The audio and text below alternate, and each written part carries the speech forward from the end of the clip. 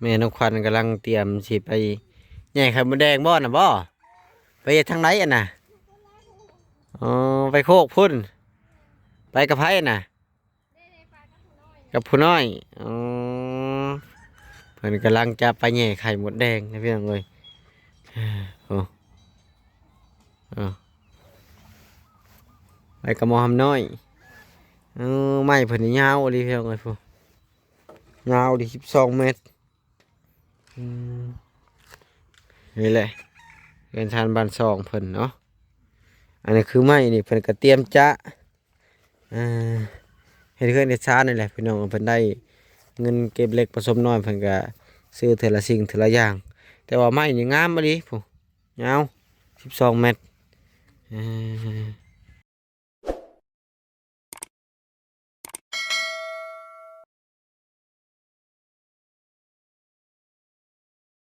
เอ้าเมื่อกี้นี่ก็พอดีว่าทั้งแม่เพิ่นอ่าไปแย่ไข่มดแดงบ่โดยสวัสดีน้องล่ะไปดีอ่ทางเจ้าบ่ได้ไปบ่มื้อนี้บ่ได้ไปหากนมาแต่ไปขายเครียดคลายเครียดโดยได้จักพันน่ะยังบ่ได้ขายฝากให้น้าสาวขายให้อืมแม่อยากไปต่อยขมดกันแม่ก็เลย ไปนำให้มาอยู่เรือนเออเงินหลายเติบบ่ได้เขียด2คู่เอามาแต่แท้น่ะไปก้านการคืนนี้โดยไปกับไผไปกับน้องอ้อไปทางไหนน่ะไปทำซี ไกลเติบบ่แต่นี่ไปไก่เขียนน้อยบ่เขียดหน้าเขียนนาโดยตัวใหญ่อยู่บ่น้องล่ะโดยใหญ่ พอปิ้งนี่ โดย ไปจักคนน่ะไป4 คนมีผู้ชายไปนำบ่มี ใครแน่มีผู้ชายไปนำก็มีแต่มันยิ่งห่วยญาติในทางได้ โดยใช้เวลาย่างไปจักชั่วโมงน่ะ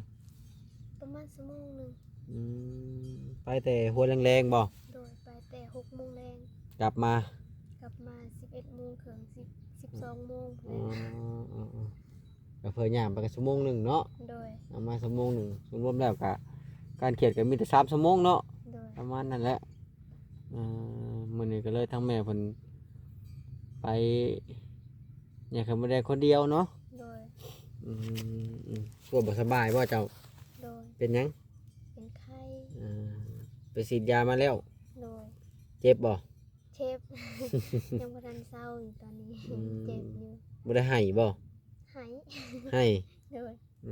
เพิ่นฉีดให้จักเข็มน่ะเข็มหนึงสักยาวิตามินเดือนหนึงเจ็บสักอยู่กระโพกชักยาวิตามินชักยาแดงๆให้เนาะโดยยามแดงมันเจ็บได้ยานั่นน่ะโดยมันเจ็บแหละลงตามขาย่างจะบ่อยากได้พุ่นแหละมือซักตำบิดนะ จะได้คันน่ะบ่ จนมันแบบย่างบ่ได้มันไหลแห้งไหลขามันเจ็บนั่งก็นั่งบ่ได้เลยอย่างดังๆดังๆเนาะโดย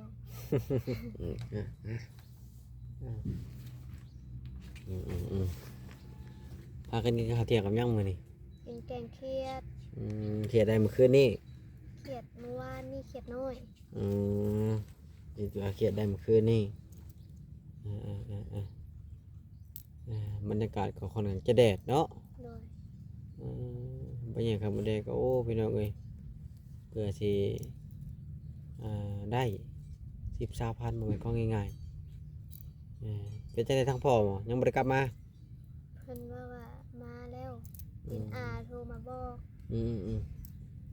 เพิ่นมาแหวมเพื่อนเพิ่นเนาะโดยจากเคยเมื่อบ่บันเพิ่น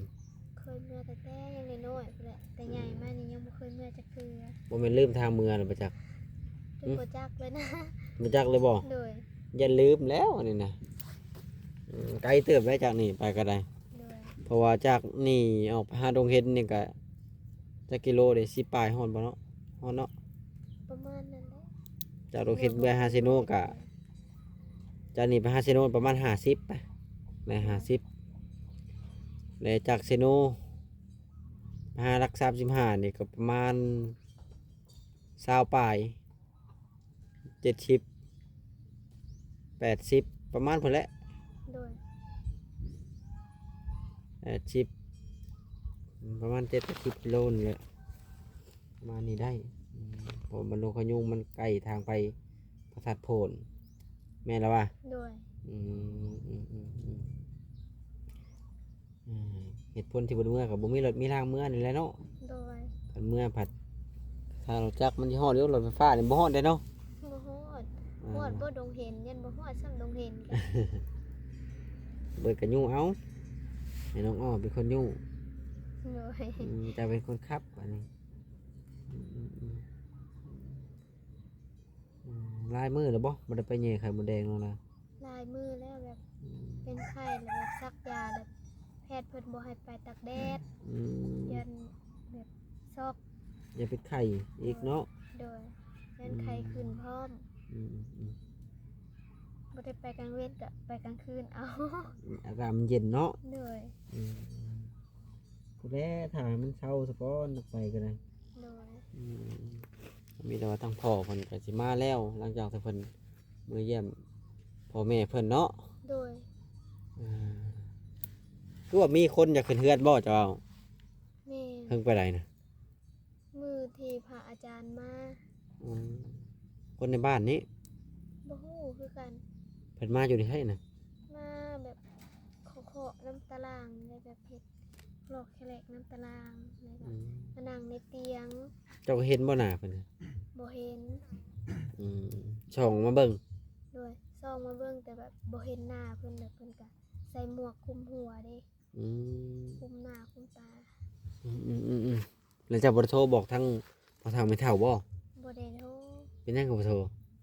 มันย่านไปหมดหันนะ ก็ให้เงียบอยู่ท่ำ โดยเงียบนี่ซับบ่กล้าเฮาสิโทร อืม คันสิแซดไปตัวเองคันบ่เป็นหนังสือ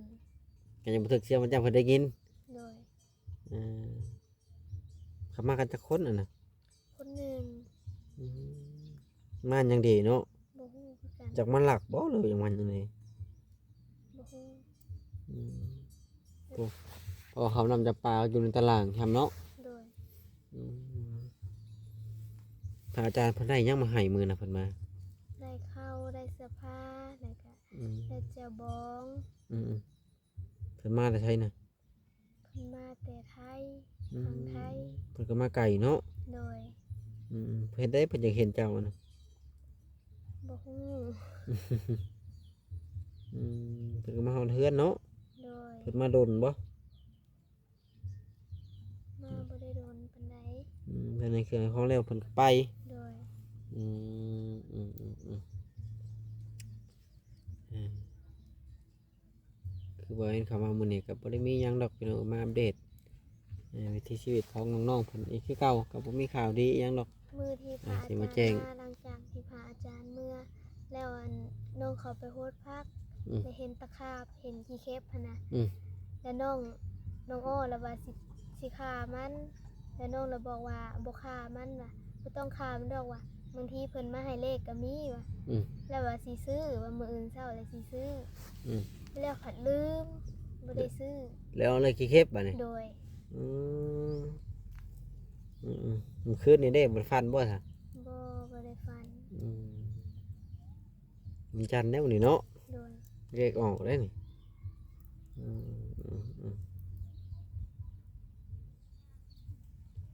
น้องอ้อมเพิ่นก็อยู่เฮือนเนาะ โดยพาหลานขึ้นไป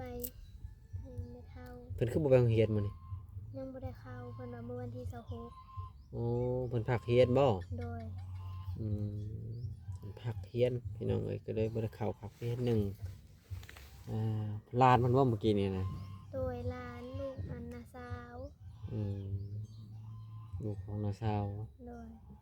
อืมอืมอืมอืมบรรยากาศกันแดดแห้งพี่น้องเอ้ยมื้อนี้โคตรแดดเลยมื้อนี้นะ โดย เจ้าก็ได้ไปหาเล่นหาเที่ยวเขาหมู่อยู่บ่ บ่ได้ไป บ่ได้ไปจักเทื่อ โดย ก็คิดอยากไปอยู่บ่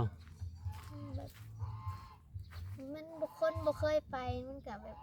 ธรรมดาบ่เคยบ่คิดอยากไปสิ อืม อยู่แต่ในเรือนนี่แหละ อืมอืม ยามบุญยามศีลก็บ้านนอกก็บ่ได้ไป อืม หมู่ส่วนไปก็บ่ไป คันไปแล้วมันสิยามเนาะ โดย มันนี่อยากไปเลยได้บาดนี้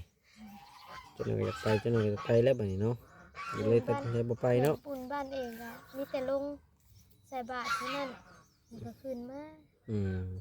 วัดอยู่ทางไหนน่ะ วัดอยู่ทางนอนขายเครื่องนี่เด้ อยู่นี่ โดย เออเป็ดไก่ทางน้องเพิ่นก็ห้องเก็บกับเป็ดจะบ่นี่ บ่เป็ดแม่ใหญ่ เป็ดเป็นหยังเจ้า โดย คิดว่าของเจ้าห่านนี่ได้ซะ ห่านกับของป้า เจ้ามีไก่จักโตซั่นในเฮือนเจ้านี่ บ่มีจักโต บ่ได้มีไก่จักโตนะ โดยมีแต่เป็ดนั่นแหละ4โต อ๋อคิดว่าเป็ดไก่จะได้หยังไปหยังมาบ่แม่นเนาะ บ่แม่น อืม เป็ดไก่ก็ของพ่อเฒ่า อืม บ่มีฮอดเป็ดไก่สิเลี้ยง คอกอิหยังจังนี่ พ่ออันนี้แหละแม่เฮ็ดคอกหมูไว้ว่าสิซื้อหมูมาเลี้ยง สิซื้อจักโตน่ะ บ่ฮู้น้ำเพิ่น แต่ว่าเฮ็ดคอกไว้ก่อน โดย มาถือมาแล้วมาปล่อยลงนี่เลยเนาะ โดย ใครเนี่ยมันอยู่นอกทางหน้ามันก็สะดวกสบายอยู่ โดย ถ้าว่าเขาเลี้ยงสิ่งของก็ได้มันยังยากเลยแต่ยามเข้ายามน้ำเพิ่นแหล้วแต่ว่ามันน่าจะออกบ่ได้หรอกมันมีแต่หนังเนาะ โดย มีแต่ขายเอา เอา หมด ยำน้ำก็บ่ได้ปล่อยมีแต่อยู่ในคอกนี่แหละบ่ได้เอาออกจากคอก หลังจากแล้วก็จังปล่อยเนาะ โดย อันนี้สาบุญซื้อมาให้บ่แม่นไข่เบิ่บ่จัก บ่ฮู้ กินหลาย โดย ๆมันจังตุ้ย พี่น้องเอ้ยจักกี่ถามยังน้องเพิ่นพี่น้องเข้ามาทุกมื้อก็เฮาก็บ่จักได้ถามเพราะว่ามันก็บ่มีหยังเฮ็ดเนาะน้องขวัญ โดย นั่งถามกันมันก็บ่ไปเข้าใจหรอกพี่น้องเอ้ย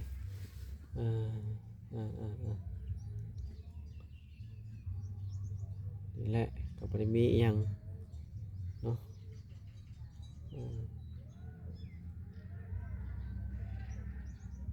เพิ่นเฮ็ดหยังเกี่ยวกับเซลล์น่ะบ่แม่นพอจะมาฮ้อนไปจักน่ะรถโดยสารนี่น่ะอันนี้แม่นบ่จักแม่นบ่ รถบ่เห็นจอด เพิ่นจอดแล้วกี่นี่น่ะเบิ่งเด้อ โดย เบิ่งเด้อพอดีย่างมาแล้วนะ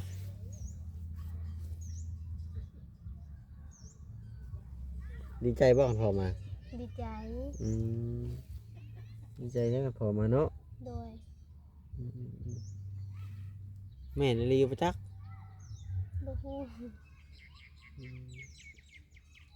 นี่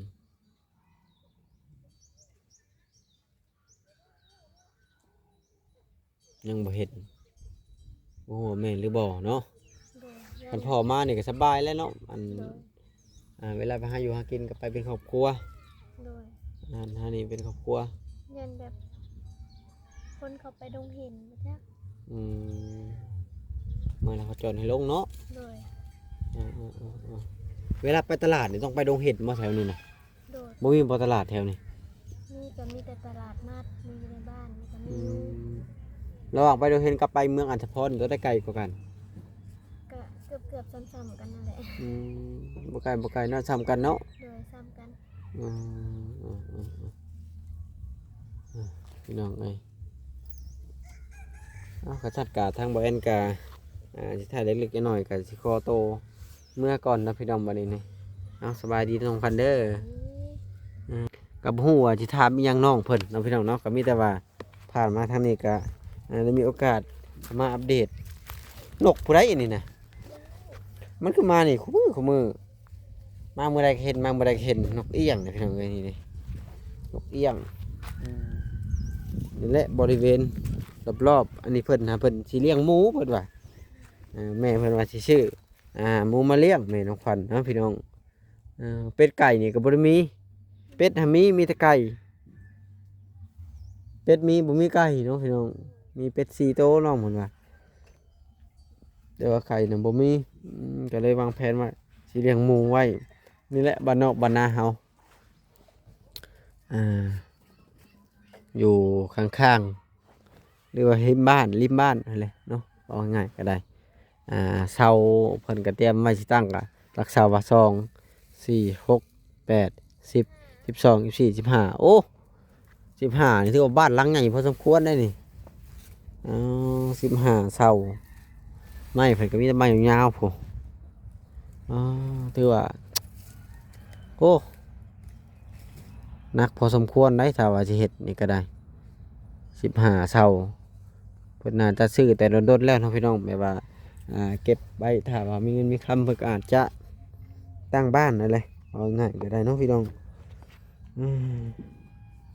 ก็หาเงินนะครับก็โอ้เพื่อสิได้เด้พี่น้องบ่แม่นของง่ายๆยากบ่ว่าผู้ใด